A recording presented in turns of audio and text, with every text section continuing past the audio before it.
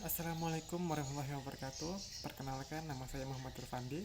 NIM 1930 20 20 40 17. Program studi Pendidikan Pancasila dan Kewarganegaraan dan jurusan Pendidikan IPS. Terima kasih atas kesempatan dan kesehatan yang diberikan Tuhan kepada saya sehingga saya bisa menyelesaikan tugas ini dalam keadaan sehat tanpa kekurangan suatu apapun.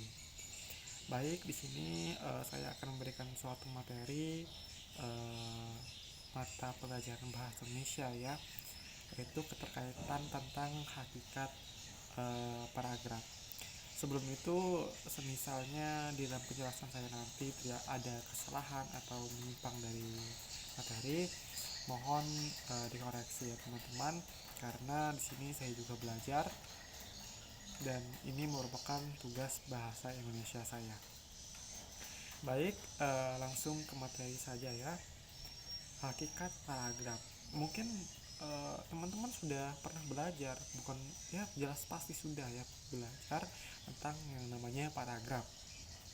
Sejak dari SD, mungkin SMP, bahkan SMA ya. Pasti guru teman-teman sudah menjelaskan apa yang maksud dengan paragraf. Apa sih paragraf itu? Paragraf adalah susunan dari beberapa kalimat yang berisi sebuah gagasan atau ide, ya. Itu merupakan pengertian paragraf. Jadi paragraf merupakan suatu susunan dari beberapa kalimat ya yang berisi sebuah gagasan atau ide, kumpulan dari kalimat-kalimat ya, yang memiliki gagasan atau ide. Lalu paragraf ini harus terdapat ada bagian yang agak menjorok ke dalam ya. uh, setiap kita ingin membuat yang namanya paragraf, kita harus menjorokkan kalimat pertama itu ke dalam ya, agar kita tahu, agar kita lebih jelas bahwa itu merupakan suatu paragraf seperti itu. Lalu kita akan membahas yang kedua, yaitu gagasan utama dan kalimat topik. Gagasan utama biasanya berada di awal kalimat paragraf ya. Biasanya berada di awal kalimat paragraf. Itu merupakan gagasan utama. Tidak menutup kemungkinan juga bisa ada di tengah, bisa juga ada di akhir paragraf. Dan yang kedua dan selanjutnya ada kalimat topik. Apa sih fungsi kalimat topik itu? Fungsi kalimat topik sangatlah penting ya, sangat penting, yaitu memberitahukan kepada kita sebagai pembaca mengenai apa yang diperbincangkan dalam suatu paragraf tersebut. Jadi kalimat topik ini memberi sangat pentingnya bagi kita sebagai pembaca, gunanya untuk memberitahukan mengenai apa saja yang diperbincangkan dalam suatu paragraf tersebut. Seperti itu. Lalu ada struktur paragraf. Nah, di sini ada beberapa struktur paragraf. Yang pertama ada transisi kalimat, yang kedua ada kalimat topik, yang ketiga ada kalimat pengembang, dan terakhir ada kalimat penegas. Itu merupakan struktur dari paragraf ya. Lalu selanjutnya kita akan membahas tentang paragraf yang baik.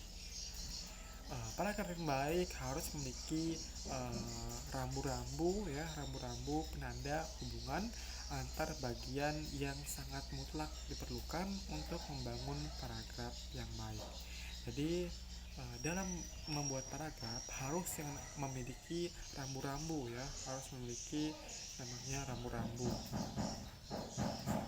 Saja rambu-rambu tersebut, yang pertama ada kesatuan paragraf, yang kedua ada kepaduan paragraf. Nah, kepaduan paragraf ini dibagi lagi ya,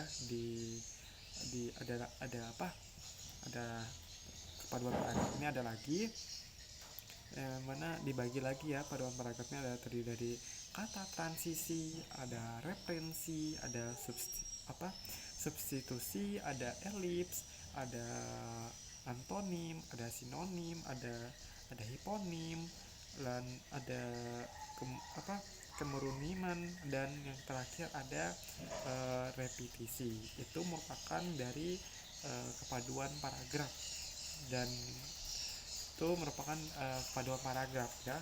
Selanjutnya ada rambu-rambu paragraf yang baik itu harus memiliki yang namanya kelengkapan atau eh, kelengkapan atau ketuntasan paragraf, dan dan juga harus ada yang namanya keruntutan paragraf ya.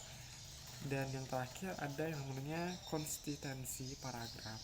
Itu merupakan rambu-rambu eh, paragraf yang baik ya, seperti itu. Mungkin sekian penjelasan materi dari saya. Semoga bermanfaat bagi teman-teman. Mohon maaf jika penjelasan ini terlalu singkat karena saya juga menghemat waktu ya. Mohon maaf jika misalnya materi yang saya sampaikan ini tidak jelas. Teman-teman bisa mencari referensi materi ini di mana saja ya, baik di buku, di jurnal, maupun di internet. Sangat banyak sekali ya materi-materi keterkaitan tentang saya bahas ini. Mungkin sekian dari pembahasan dari saya ucapkan terima kasih. Wassalamualaikum warahmatullahi wabarakatuh.